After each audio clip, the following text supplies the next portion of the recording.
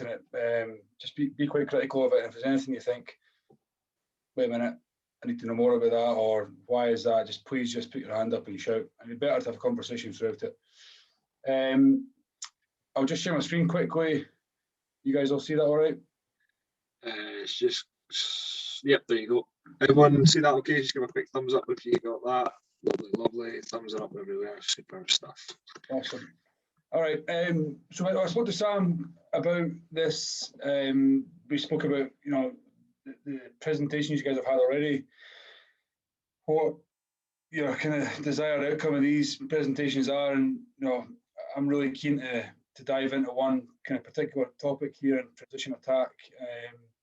Counter attack will come within this, but the transitional element of the game for me is something that's a bit more broad and covers a bit more, and can be probably applied more to all age groups, so from primaries up to first 15s and beyond. I'm aware there's coaches here from different year groups, and I didn't want to aim it just at the adult game. So what we'll go through tonight is, my coaching journey, what transition attack is in my eyes, how I view that and how I coach it, and then we'll have a chance for some questions. So it's going to be quite narrowly focused on transition rather than anything else. And of course, if there's anything else within that you want to talk about, please just give me a shout. All right. So I started playing rugby at Alloa Rugby Club, a small club around Stirling. Played a lot of times against Perthshire as a kid, both with Alloa and Stirling. Had a lot of good battles there and Kelly Cups, that kind of stuff. So I know the club well. I went from there to Stirling County and then out to Heriots, where I am now with the Super 6 club. Went there when I went to university, and I've been there ever since. It's a club that I'm very fond of, and I've learned a lot at. My playing career went through Scotland 18s, 19s, 20s. Never really loved it that much, and it probably fueled my desire to coach and the way that I coach. So I'm very much, basing my coaching around relationships, and trying to make these young kids now that I'm coaching, comfortable in the environment rather than being threatened and scared by it all. That's certainly how I felt at that age. Then went on to play the Scotland Club 15 before moving into teaching at Stuart College, where I am now. Currently running the rugby programme there as a head of rugby. 4 years in it, at that role in a kind of 5-year cycle. And we're ultimately aspiring to be the best rugby school in Scotland. That's our aim. We're getting there, and there's years that we do better than others, but our overall aim is to try and achieve that whilst giving every kid that plays rugby a experience that is beneficial for them moving into the game longer term. Since I've been there, I've been coaching the Scotland 16s for 2 years before moving on to Scotland 18s recently. Obviously, this year it's just been has been cut off by COVID, but that's been my journey to date. I absolutely love it. I love coaching more than I do playing. I play socially now for a beer with mates after the game, and I still love being coached to keep me in touch with that emotional element between being a player and coach, and how it feels to be told certain things. So I feel very fortunate to have the experiences I've had, and still to be able to be coached whilst I'm learning to be a coach as well. So position attack for me, my definition in its most simple terms is where the ball moves from possession to one team to another. Right, so when I'm talking about transition attack, all I'm talking about is the ball moving possession between one team to another. Okay, as I said before, counter attack will come within that. Okay, so counter attack is part of that. So counter attack being basically returning another team's kick would be a counter attack in my eyes. Transition attack covers a bit more of a broad variety of things. So when I'm talking about transition attack, I try and split it into 3 areas. I look at planned transition, unplanned transition, and then tactical transition. Those are the 3 areas that I would try and break down my coaching. Obviously, depending on the year group you're coaching, these areas may differ. There may not be as much planned transition in the primaries and even the younger secondary school kids. But as you get into the under 18s and beyond, that to look a bit more into planned transition, a bit more in tactical transition. And the unplanned transition is that, your typical knock on, ball changes hands. And from teaching at school, P5, P6, P7, you're going to lose the ball 10 times in a minute. There's constant transition. So that's the sort of thing that you really dig into, and your language around that can be quite beneficial towards the people you're going to be coaching, boys and girls. So my view of it is, rather than seeing attack and defence as different entities and seeing attack coach, defence coach, and coaching them differently, the bit in the middle that connects these two areas of the game is transition. Okay, so the bit that comes in between these two things is the transitional period. Okay, and there's no strict formula towards that. It's not like a back play or a line-out attack where you can say X, Y, and Z is going to happen to allow the outcome to be achieved. There's no kind of strict formula for this area of the game because it is so open. Okay, there are different elements that are a bit more closed off, but on the whole, there's no real strict formula to this. Okay, but with that said, in every game, this is why I tried to make it a bit more broad. In every game, no matter what age group we're talking about here, from P5 all the way up to the Scotland national team, there's so many opportunities for transition. The ball changes hands so many times. And this is a bit that I get really excited about, because I think when you look at counter-attack in its entirety, you're kind of thinking backs, outside backs, but with transition, everyone's got a role to play from 1 to 15, so it involves all players, and especially younger year groups. Getting everyone aware of how transition works is a really, really important part. Okay, so as I say, you can plan for some parts of it. We'll go into that in a minute. But I think if you've got a simple set of principles around your transition attack, it allows you to be a bit more unpredictable in the way that you play. And especially the younger year groups, having an understanding of turnover ball or transition attack allows them to be a bit more free and have a bit more fun when they get their hands on the ball. And the last thing I'd say on that is, I've kind of mentioned it before, is the way you deliver this area of the game is really, really important. If you can get yourself excited about it, you can get yourself engaged in terms of how you use your language to get the kids excited or the players excited, then that's going to have a really positive effect on the people you're coaching. So this is the kind of way I see it. I've tried to put a graphic together I've used before. I said before, attack and defence, transition in the middle. The phrase we use is quick plays. So 5 seconds post change of possession, maximum effort to get the ball to space. So that kind of quick play, sharp 5-second burst to get the ball to space, whether that be through kicking, passing, or running. We've done a bit of a project on this within the under-16s national stuff between 2017-19. 72% of our tries that we scored in the Welsh tournament down there at Colwyn Bay were scored through transition. And that was pretty reflective of the way that we trained as well. It was one of our biggest indicators, and it's something that we put a lot of work into. The nature of the game, especially the younger year groups, as I said before, there are so many opportunities to expose turnovers or opportunities for transition. So the more you can train that, and the more you can emphasise the importance of that to the kids or to the players, then you're going to be in a pretty good place. Is there any questions on that so far before I start rambling on anymore?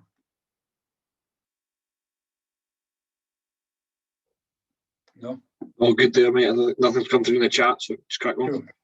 Okay, so this hopefully kind of shows you a bit about the cycle as to how we try and present this. The biggest part, and this is where the defence links to the attack, the biggest part of your transition cycle is the energy to get that ball back. That might not be through the tackle contest, it might not be through anything that you desire to do, but it's your energy in defence, your energy and your intent to pressurise kicks, for example, your intent to pressurise line-outs, your intent within the tackle contest, all of these different areas.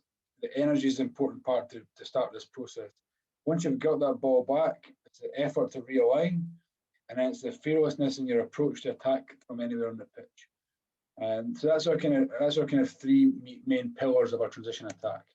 Okay, with all players being involved in the attack, as I said before, if everyone having a role, it gives players a bit of purpose within it. Okay, and then what our big focus is identifying the space from away from the ball. So putting a big onus on the outside backs or the players away from the ball to identify that space. For the communication skills you're teaching and coaching are really, really important. We talk a lot about scan, talk, and execute as a kind of three key things. Scan for space, talk about what you see, and execute that as accurate as you can. That's kind of how we paint the picture for transition attack. This is the model we used with both the Scotland under 16s, under 18s over the last 3 years. And it's been something that's been pretty clear to all, and it's something with a lot of joy out of as well. Just on that, Stuart, just a quick one. I know a lot of coaches in here will say the word communicate or talk so much in their sessions, and they get really frustrated when players don't talk or they don't, So how do you coach it at a school level? How do you coach it at a national level for these players to talk? Like, what do you do? Yeah, that's a good question. We speak a lot about commentating your communication, so commentating what you're seeing. So imagine you're the commentator of the game you're watching a match today on a Saturday night. You're commentating the constant pictures that are changing. So for outside backs especially, they're not just saying, you had that kind of, I don't know what people call it at the club, but people will call green or hot. That means the ball will go to the width. By the time that call has been passed in 6 people, the picture's changed. So we speak a lot about constantly commentating on what you're seeing. And as the pictures change, your commentation changes as well. So I don't know, for example, you've initially seen a space in the backfield, but by the time that ball's came, you started to see the fullback closing the door a little bit. So your communication changes. So that constant communication or commentating gives them a bit more of a purpose. And showing them how that looks would be probably the first step of that, because I think you're right. Every question you ask kids at a young age as well, what can we do better? Communication, right? What does it mean? How do you dig into a bit more? And then, once you get into the adult game, putting a bit more emphasis on certain guys, so 10s and 12s, outside backs, to be the key communicators and helping them understand their roles within that as well.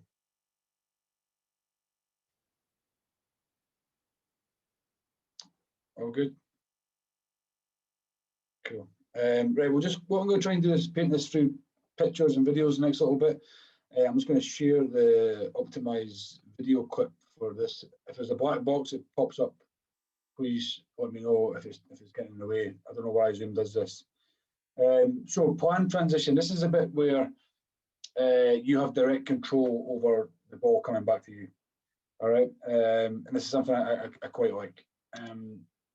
In terms of kickoff reception, if you are playing 15-a-side full men's rugby, you've got complete control of that transitional period.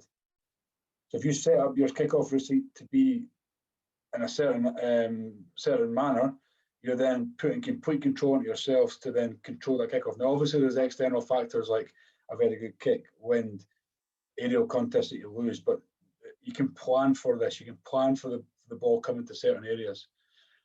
So for us, we'd split our forwards across the pitch in twos, forces of 2. We'd have our half backs and our playmakers in the middle of the pitch with our centres and wingers split. Very, very simple for a 15-a-side game.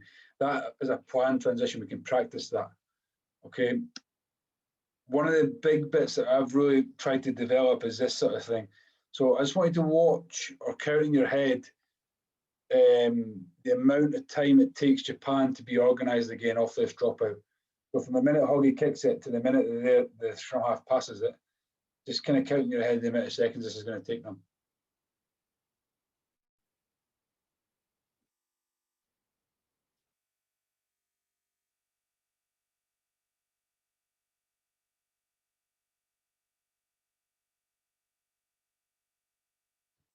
We'll get about 8 seconds there. So I mute you, mate. You meet me there, Sam. Aye, sorry, mate. Don't me just call it a day. So 8 seconds to get organised. You see them now in their attacking shape. These are things you can practice. All right. Now Japan go on a score off of this. You probably remember this pretty horrendously, just like I do. Tears in my eyes. This one went in. But that's 8 seconds to be organised. These things are things that you can plan. You can plan how you're going to react to dropouts. You can plan how you're going to transition from dropouts, how you're going to transition from kickoffs. And this, as I said before, is the most closed part of this process. But what I would say to kind of caveat that is, I kind of mentioned it already, is don't fall into this robotic mode of this will happen, therefore we will do this, because obviously there are external factors. But along that spectrum, this is the most closed area of transition. All right. What I've found, especially within the school setting, is that given players confidence in what they're going to see is a real positive. So this is what we presume they're going to do for the analysis done on them, or through their natural left foot, right foot kicker, whatever it's going to be. This is what we're going to try and do. This is what we're going to try and interpret, and then we can get in. When they see that happening, you get a hell of a lot of buy-in from players. Okay, so practice receiving kickoffs. Treat that as your third set piece or your fourth set piece. Practice receiving kickoffs that go a bit longer, a bit shorter. How are you going to react into that space? How are you going to attack from there? Right, practice receiving dropouts. We do a lot about like winning the race. So because there's obviously transition defence as well. So in your transition defence, you're trying to win the race to be organised again. And attack is the exact same thing. So we do a lot of this stuff. Dropout, challenge both teams 15 on 15 to be ready to go. Win that race to be organised, and then usually the team that wins the race to be organised wins that first or second phase, and they're in the front foot. In terms of tactical transition, this is probably the bit that really excites me the most. And this is where you can apply a bit more strategy towards your play to force opportunities to transition. So that's another one for the timers. If anyone's excited about that, if you're not, I'm sorry, I'm boring you, but I love this sort of stuff. I've moved the banner down a little bit so you can watch the clock. This is slightly different, but it's the same principles. Watch the time from when the ball goes over the posts to when Scotland take the kickoff, and then watch the time again when the ball comes in the line out.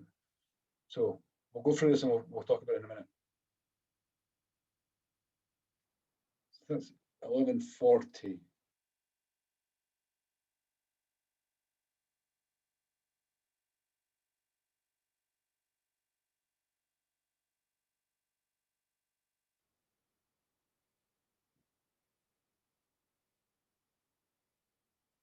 So within 18 seconds, the ball's back in play. They've kicked the ball deep, forced an unplanned kick.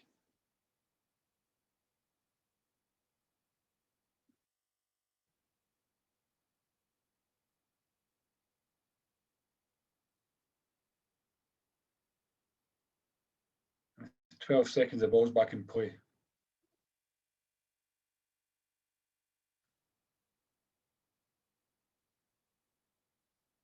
And barring a freak interception here, that's a try.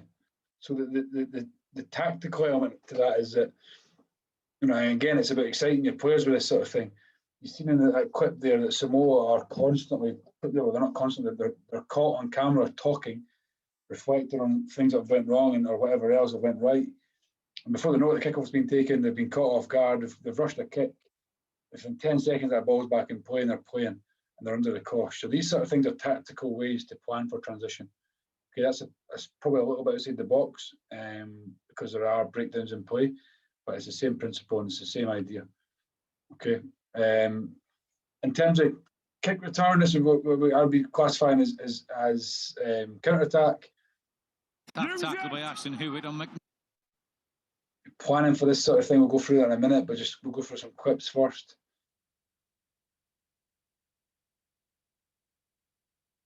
Okay, attacking back to where the ball came from.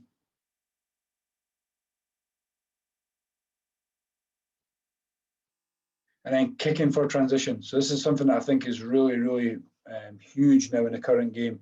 And a lot of people will probably say, nah, kicking boring, kicking this, kicking that. I get it, I do get it. But there's a stat around Scotland's game, for example, in the last 30 odd games.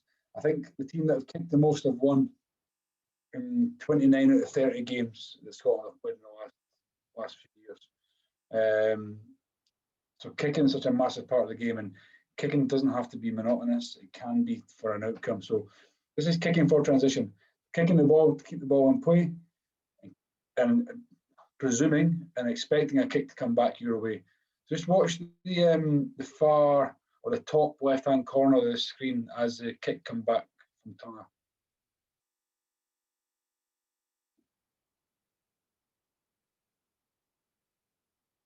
Watch the player starting to move to that space and navigate towards that space.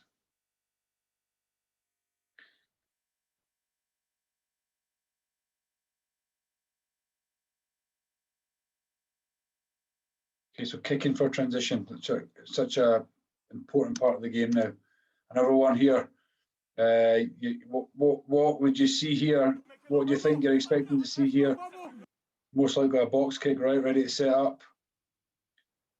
Shift the point of contact, kick from the edge, or kick to keep the ball in field. Expecting a kick back. And watch what Gloucester do now on both sides of this breakdown. Get the ball in the middle of the field. It's a general principle in counter-attack. And watch what they do on both sides of the breakdown now. If you stop the clip about now, they've got options at both sides of that breakdown. This is things you can practice, especially when you get to the older age groups. I understand this isn't as applicable at the younger age groups. Okay, but they've flooded both sides and they've picked the short side where there's been two defenders. Okay, so kicking for transition is such a massive part of the game now as well. And the more you look for it, the more you're going to see it in games. This weekend especially, we see loads of this stuff.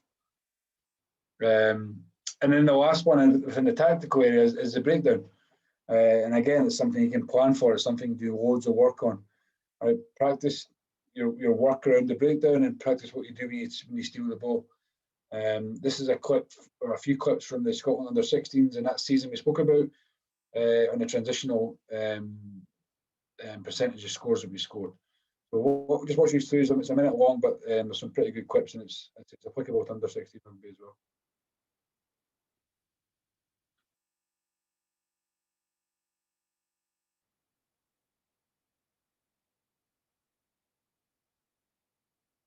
So 5 seconds, shift the ball to space.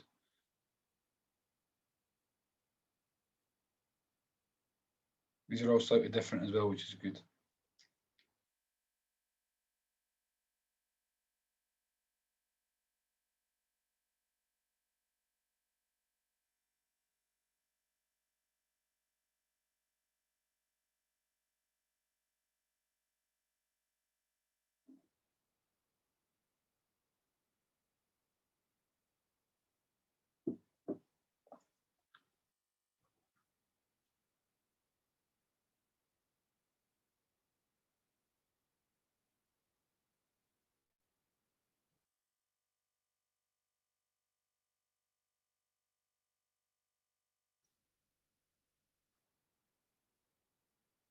Okay, so hopefully that gives you an idea of the tactical element of the transitional part of the game. This is by far my favourite part of this. All right, and I think your alignment around it is the bit that excites players. Make them feel like they've got an upper hand on their opposition. Okay, kickoffs, for example, we spoke about it before. How fast can you restart the game? Practice returning your kicks in your training. So practice a situation where you're playing games that involve kicks. Okay, plan who you have in your backfield. So we would have a 10 and a 15 in our backfield. The bit in bold there, we call our counter-attack or returning kicks coast to coast, so C to C, which means get the ball to the width as soon as possible. And that revolves around the outside backs communicating early, commenting what they're seeing. Or Brexit, which goes back and forth, which is basically getting to the middle and come back to the short side. Okay, those are two things that we would call on our returning kicks. You can practice these things. Okay, you can practice kicking to get the ball back. And then you see this kind of phrase fired around, kick tennis. And there's a lot of negative connotations around it. Use it positively. Use this to create games. So we'll do games that we would call it 1, 2, 3 touch would be our thing. So you must kick on the first touch, second touch, or the third touch, or you can only attack off the third kick. So it must go kick, kick, kick before you can play. Or it must go 1 kick or 2 kicks, whatever you're going to condition it to be. There must be some sort of kick to initiate the game to start. And it basically just unstructures your game quickly and allows a bit more of an open play situation to be achieved.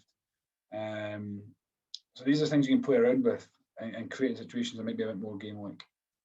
As I said before about the excitement of players, we call our little bits of the game nabs, so nuts and bolts. You've probably heard it before. So little micro nabs. So practice the tackle, practice the steal, practice the rip in the tackle, and then practice what you do off the back of that. So don't do these things in isolation all the time. But by God, drills are not bad. I know you might hear a lot of people telling you that drills are bad. Do drills. Don't worry about the word drills. If you just play games all the time, we're going to struggle to get them better at the skills.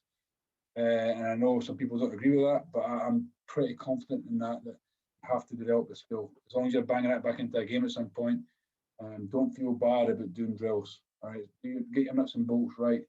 These are the things that are going to allow you to play the game better. Okay, and finally, the last part of the transition is the unplanned transition. So this is where you're not in control. This is probably most applicable to the younger year groups, but obviously it's applicable to the adult game as well.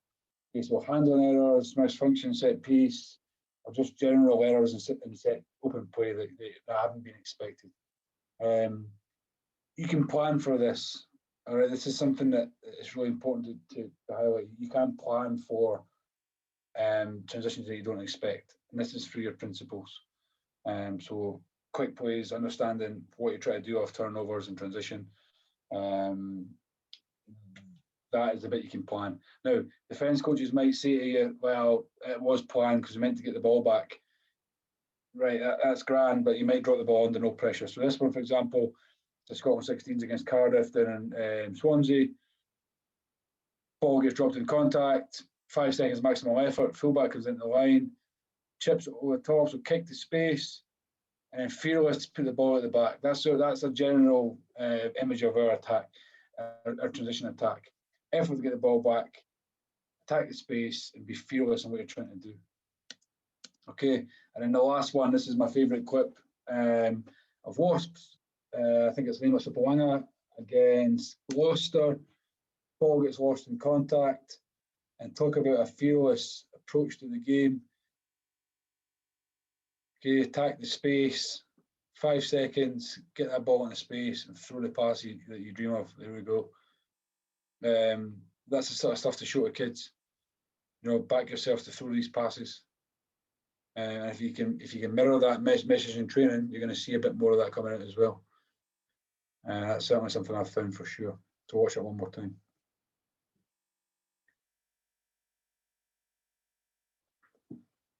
Glorious. All right, so how we coach that. This is a bit where the principles become absolutely essential and they come to fruition, full effect. As I said before, this is probably the bit that's the most applicable to every age group. Although you can't plan it, your principles can cover you. So quick plays, talk about quick plays, however you want to frame it. Post the ball being lost by the other team, 5 seconds maximum effort to get the ball to space. Ignite the energy inside your players to get the ball back and to get the ball into space. Okay, scan for space, talk about the space, get the ball to space, and put the emphasis on that noise away from the ball that we spoke about before. And then create games where you guys are, leaning towards the ball being moved or the ball being changed in possession as regularly as possible. So a game that we would play, for example, we just call it jouer, which is obviously play in French, and no contact, no tackle contest is allowed, so no contact, but the players have to keep the ball off the ground at all times. So it encourages them to play with a bit of fearlessness, but there's also a lot of turnovers within that because they do play for a little bit less consequence. And then reward positive effort post turnover, and give the emphasis on the effort because it isn't going to be great all the time. But the more you practice doing this sort of thing, the better you become at it. And I could not swear by this enough. We focused with a small program at Scotland 16s for those 2 years. We had about 8-9 weeks. We didn't have time to really nail line out attack, scrum attack, attack shape. It was more based around principles, but being consistent in those principles that allowed us to be effective in this area of the game because we looked at the stats that were coming our way in terms of the amount of turnovers that occur in games, especially with younger year groups. And even if you look back to, this is all began from the All Blacks, like most things in rugby.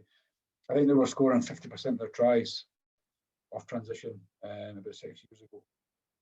So, you know, it applies to all levels. And if you dig into it, you're going to get a lot of success from it. I really, really strongly believe that. But you need to excite the boys and the girls to do that.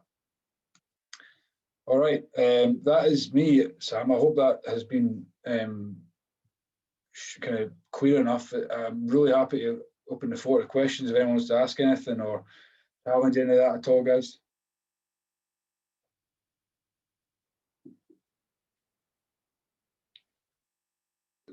Nothing through in the chat just yet. Sure, I don't know if anybody's got questions that they want to ask. Sure, I can easily kick it off. The question I maybe had was, you see a lot of it in games where there's lots of mistakes and there's knock-ons and stuff, and coaches are really kind of keen to stop and restart with whatever. And how would you, what ways would you say, just to let the game play out, or what would you do to kind of increase the kind of ball off the ground? Yeah, it's hard. I'm in the same boat. Yeah, I'm guilty of that as well. Like, I want to stop and talk, and something that I've tried my best to get better at. I actually spoke to the Wasps coach Lee Blackett over lockdown, and he said, I asked him kind of what his biggest learnings have been, and he said, try and stop the session less to tell people what you know. You know, you don't have to stop them to tell them what you know. Try and let it flow a bit more. It's hard because you want to stop it, because you want to change it, because you think you know what you're talking about. But I don't know. I don't know how you guys feel, but it's like anything else that it goes to say. It's the same as like drills and games and that kind of stuff. There's no right way to approach this. You've got to have a feel for the kids or the players you're coaching. You've got to have a feel for the situation. But if you can allow it to play on, and let it play on. But you know, if there's a clear knock on, and every team pick the ball up, that in a game that would then result in a stoppage. So that's okay. If there's a chance for a transition where the other team have got the ball in their hands, then try and let it roll a little bit. But I think you just got to use your feel. You just got to use your judgment on that. I think there's a strict formula to it. Still no questions come through the chat. Just if anybody got any questions at all? It can be about anything, guys. If there's anything you're chat about, please do. If there's nothing, that's great as well. Don't stress.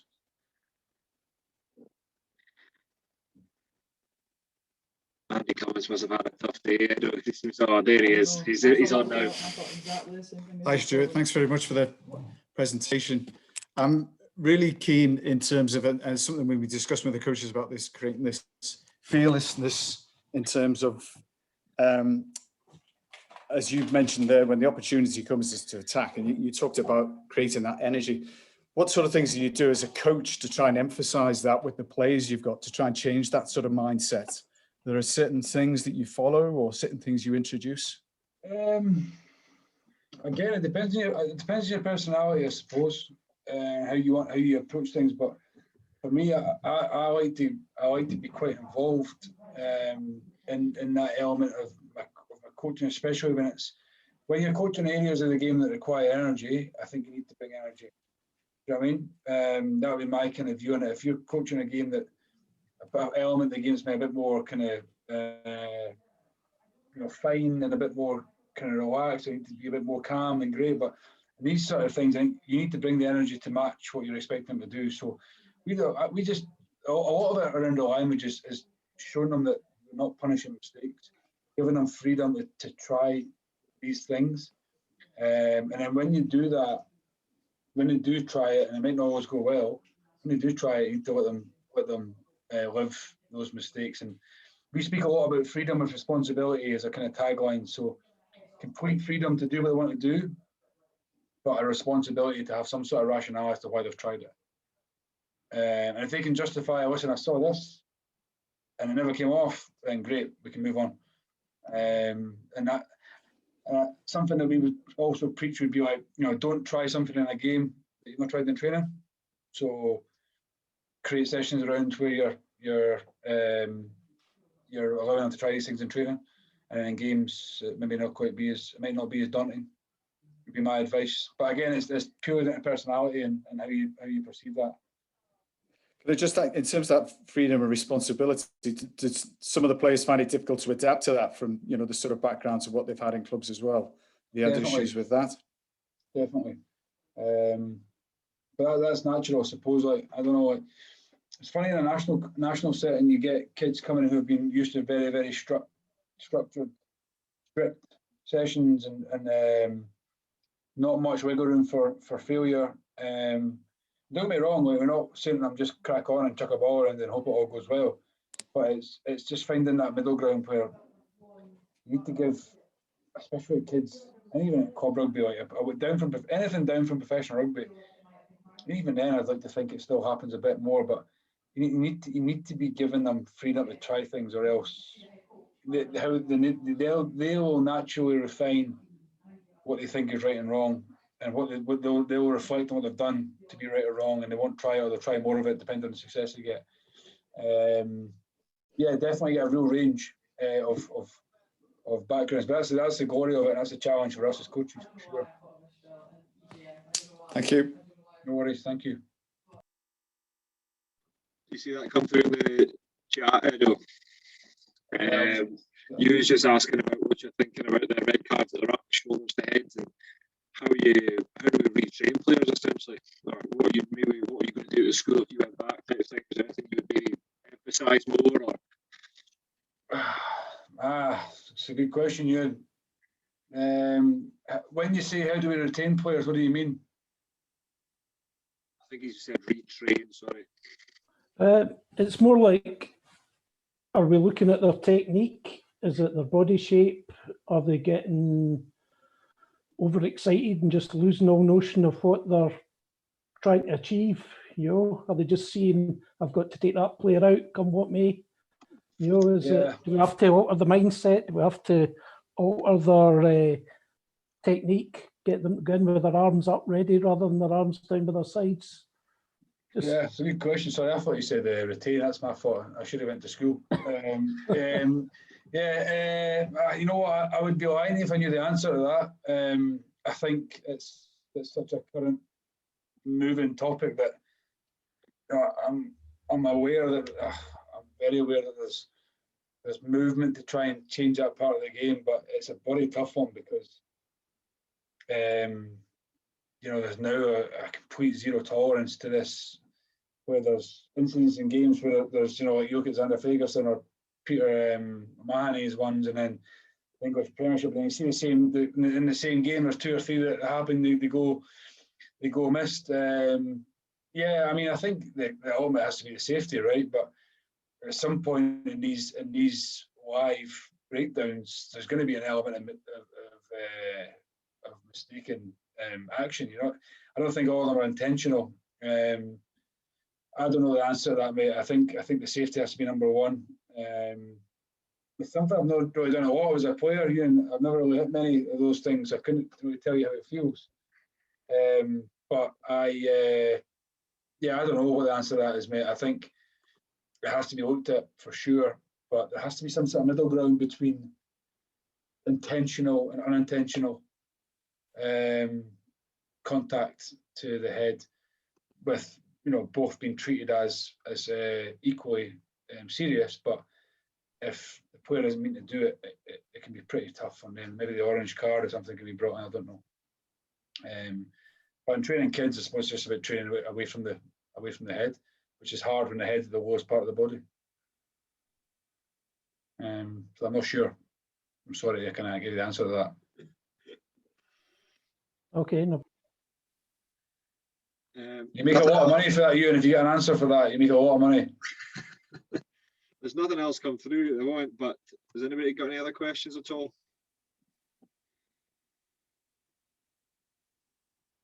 All quiet on the Western Front, but well, again, thanks very much, Stuart. I think that's been absolutely fantastic to get an insight like that, and your thoughts and kind of your beliefs as well. I think it's been really, really good. Like I said, I'm sure with the details that Stuart put up there, there'll be, if anybody does want to ask you, you're pretty open just to speaking to anybody and anybody about rugby. So I'm happy to speak on a phone call or email or whatever. I'd love to learn from you guys as well. I'm still learning loads, and I've been really lucky in the last little while. I've been trying to reach out to as many coaches as I can around the world, and can I make percent of Sam? I put a hit list together of coaches around the world to try and speak to. And managed to get guys like Scott Robertson at the Crusaders and Stuart Lancaster and those guys at Leinster, and Mike Prendergast out at Racing, to guys at the Brumbies, Japan. So if there's anything you want to chat about, you want to share different ideas, I'd be more than happy to share those things. So really, I'm really invested in learning to be a better coach, and I'd love to share that with you guys and hear your thoughts as well. And yeah, I just really appreciate you guys giving me the time to speak tonight, and hopefully you're taking something from that. And if not, then I'm sorry for wasting 43 minutes of your time. No, I think it's been fantastic. So